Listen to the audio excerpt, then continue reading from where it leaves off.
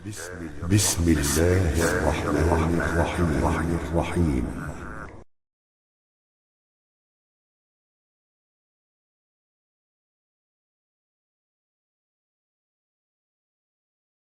Ya, hadirin sekalian, sebetulnya yang dimaksud dengan Wahabi, maaf,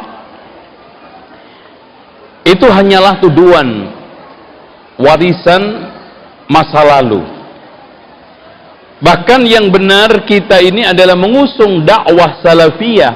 Kita ini adalah pengikut salaf. Ya. Dan ini tidak banyak dicuatkan oleh musuh-musuh, oleh lawan-lawan dakwah. Karena kalimat salafiyah, karena kalimat salaf ini adalah kalimat mubarakah yang syar'iyah. Di dalam hadis ada, di dalam Al-Quran ada. Makanya mereka mengusung sentimen yang bisa mengangkat orang-orang awam untuk memusuhi kita. Di sentimen ini terus digesek, digosok, sehingga mereka yang sekarang ini ada di sekalian di benaknya sudah anti duluan, sudah benci duluan, semakin benci. Dan yang kedua, yang tidak tahu minimal tahu-taunya itu pemahaman yang miring. Yang tadi, malah yang lebih serem lagi katanya mereka itu tidak bermasyarakat, mereka tidak mau bergaul, ajarannya aneh, ya, ibadahnya aneh, ngaji aja yang dibahas cuma sunnah-sunnah, kapan wajibnya katanya. Itu coba bayangkan, Pak. Ada yang melecehkan kita. Mana mungkin itu kajian gak sesat? Kajian itu, Pak, bahasnya cuma sunnah saja, nggak pernah bahas wajib. Loh, ini kan salah paham, ya. Bahkan ada yang menjuluki ustadz sunnah biasa sama ustadz sunnah muakkadah. Ini kan sebetulnya berangkat dari ketidakpahaman. Hanya sekarang ini mengandalkan informasi-informasi dari video, hanya sekedar sekarang ini sentimen. Intinya Wahabi itu warisan historis, ada warisan imperialis. Warisan historis yaitu warisan sejarah, di mana kita memang tidak ingkari. Di sana ada firqah namanya Wahabiyah. Ya, firqah Wahabiyah ini adalah firqah pecahan sempalan dari Khawarij Ibadiyah yang hidup pada abad kedua Hijriah, yang pendirinya adalah Abdul Wahab bin Abdurrahman Ar-Rustum Al-Ibadi, yang mereka berpusat dakwanya itu di Tahrat, yaitu di sekitar daerah Aljazair sekarang.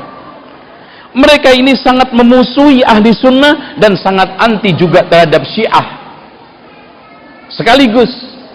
Nah, ini firqah terkenal dengan ekstrimnya, terkenal dengan eksklusifnya, sampai tidak mau menikah di luar kelompoknya, tidak mau bermuamalah dengan kelompoknya, jual beli, sehingga di sini terkesan mereka itu sangat tertutup, eksklusif, dan tidak mau bergaul dengan masyarakat. Nah, ini.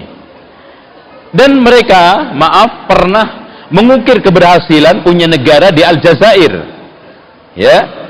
Bahkan pernah sukses, dan termasuk Abdul Wahab bin Abdurrahman Ar-Rustum Al-Ibadi ini pernah menjadi pemimpin khalifahnya Khawarij yang ada di Tahrat, yaitu daerah Aljazair. Namun setelah itu hilang, setelah itu tidak ada. Nah, inilah yang sekarang itu langsung di benak orang-orang Arab, namanya Wahabi ini sangat negatif. Sehingga berbagai macam alma mater, gelar, dan juga keyakinan-keyakinan, pemikiran-pemikiran yang serba negatif diberikan langsung kepada Muhammad ibnu Abdul Wahab. Nah, nanti yang diangkat-angkat terus, yang terus dipopulerkan, maksudnya adalah Syekh Muhammad bin Abdul Wahab. Apalagi diperparah dari warisan imperialis. Kenapa hadirin sekalian saya katakan ini warisan imperialis?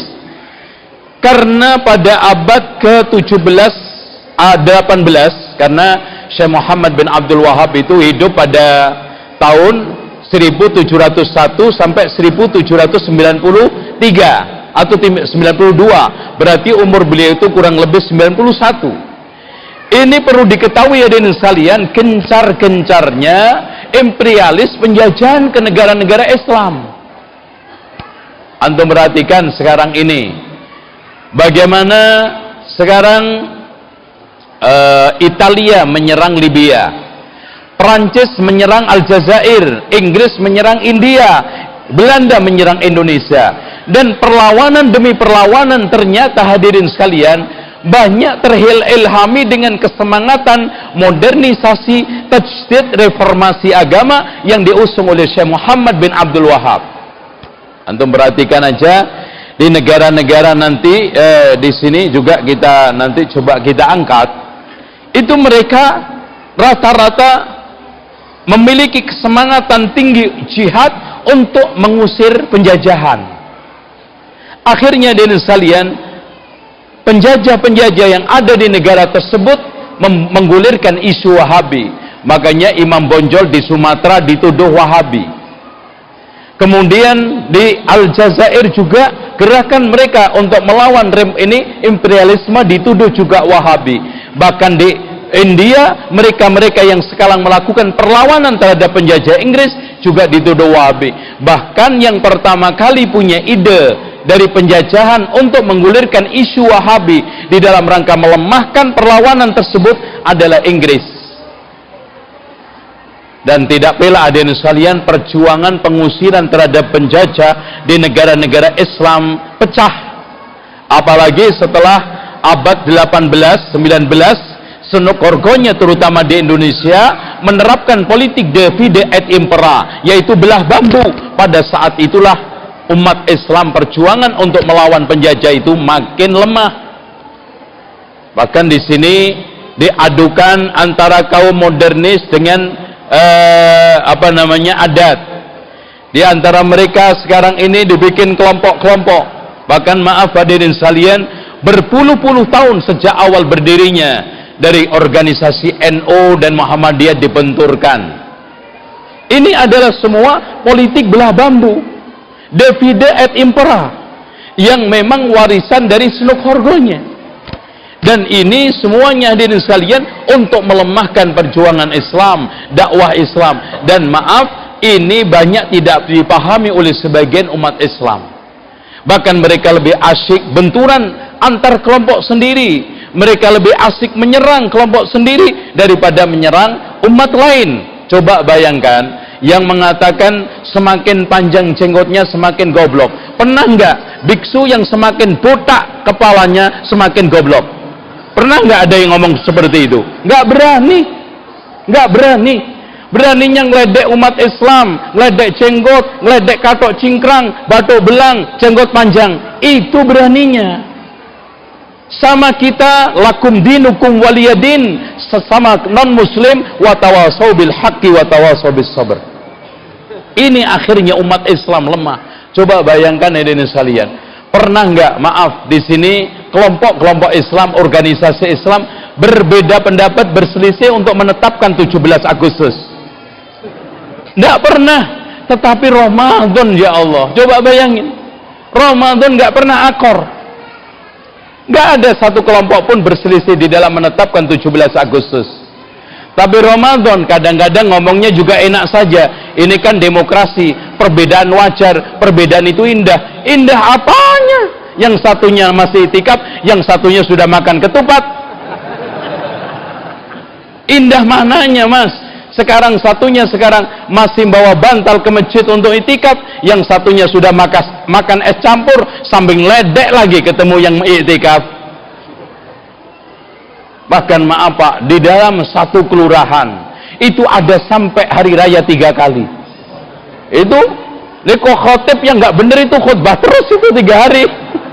Ya, ada pernah saya dikonsultasin ya teman, ya Ustadz boleh nggak saya khutbah dua-duanya? Ente ini tradisi siapa yang dibikin? Ya, jadi ada hari raya 2 hari. Hari raya Senin untuk kelompok A, Selasa kelompok A, Rebu kelompok B, C. Akhirnya apa? Untuk merangkul khutbah semua dia. Nggak benar.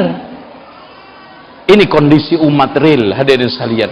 Kalau kita sekarang ini tidak klarifikasi, kita selalu dijadikan sasaran tuduhan. Dan bahkan hadirin sekalian, kalau kita mendengar tuduhan Wahabi itu serba negatif. Dan kalau ada positifnya ditutup-tutupin dan ditafsiri dengan tafsiran yang aneh. Contoh, sholat menggerakkan jari. Itu digulirkan. Itu Pak, sholatnya itu sangat aneh. Masa jarinya tuil. Nah itu di sana. Terus masya Allah Pak, itu perempuannya pakai pakaiannya itu ngeri, cadaran semua. Loh, istri Rasulullah semua cadaran, berarti ngeri dong. Istri Abu Bakar, Umar, Utsman, Ali, cadaran semuanya. Mereka bahkan tidak pernah melihatkan sekuk selebar kuku, auratnya ke depan keluar. Anehnya dengan sekalian, yang ke bandara pakai cawat dibiarkan. Perempuan itu Pak, antum perhatikan, katok cingkrang laki-laki diledek-ledek, perempuan itu pakai katok setengah betis, nggak pernah ada yang ngomongin. Pernah ada yang ngomongin? Nggak ada. Ada apa ini umat Islam? Wahai umat Islam, Anda ini sedang sakit, Anda ini sedang diadu domba, Anda ini sedang asyik menyerang teman sendiri, menyerang teman-teman yang sekarang ini mengamalkan sunnah, membela Al-Quran dan sunnah, melakukan amar